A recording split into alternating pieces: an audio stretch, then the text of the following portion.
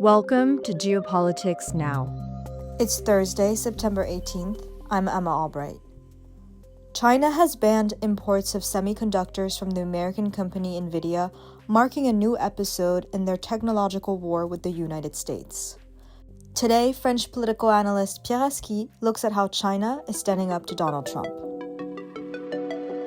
Depuis son arrivée à la Maison-Blanche, Donald Trump a développé une méthode dans ses relations. Since taking office, Donald Trump has developed a method for dealing with the rest of the world that works most of the time.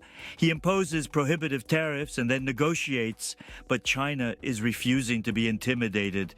Every time the US president thinks he has struck a blow, he is forced to revise his position. Earlier this week, American and Chinese leaders met in Madrid for a round of trade negotiations, and the atmosphere was positive.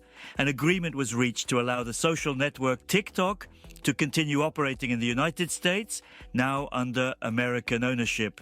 And there was talk of a potential rare phone call between Trump and Xi Jinping on Friday. On Wednesday, however, the Financial Times revealed that China had banned its companies from purchasing semiconductors from the US company Nvidia, which put a damper on the budding optimism. This is no insignificant matter. Nvidia is the largest American company in terms of market value and a manufacturer of specialized chips for artificial intelligence. China's decision is a demonstration in the subtle art of negotiation. In what way exactly? Whether Democrat or Republican, successive administrations have had the same goal of blocking, or at least slowing, China's technological growth. Sanctions and restrictions have been multiplying for nearly a decade. Nvidia was banned from making Chinese exports of its most powerful AI chips, AI being considered the number one field of rivalry at the moment.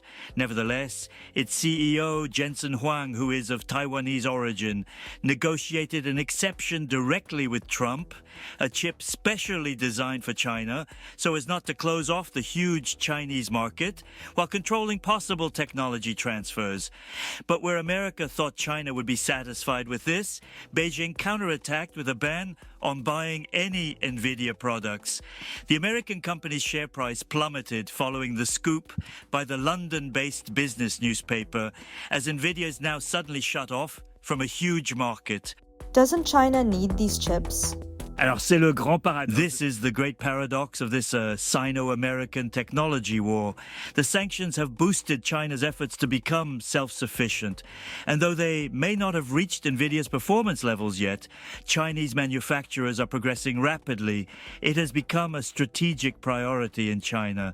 Last April, the Political Bureau of the Chinese Communist Party devoted a day of study to AI. The political leadership reaffirmed its goal of providing China with an independent, controllable, and collaborative AI infrastructure. The money poured into this strategy amounts to tens of billions of dollars, and there are some big names involved like Huawei, Alibaba, and Baidu. This is China's great challenge to the United States. Technology is the foundation of American power nowadays, and the Silicon Valley giants wield considerable influence. Yet China also has its own giants and equally ambitious goals. The Nvidia case is yet another example of this, and the rest of the world, including Europe, is watching closely. Le reste du monde, dont l'Europe, pour compter les points.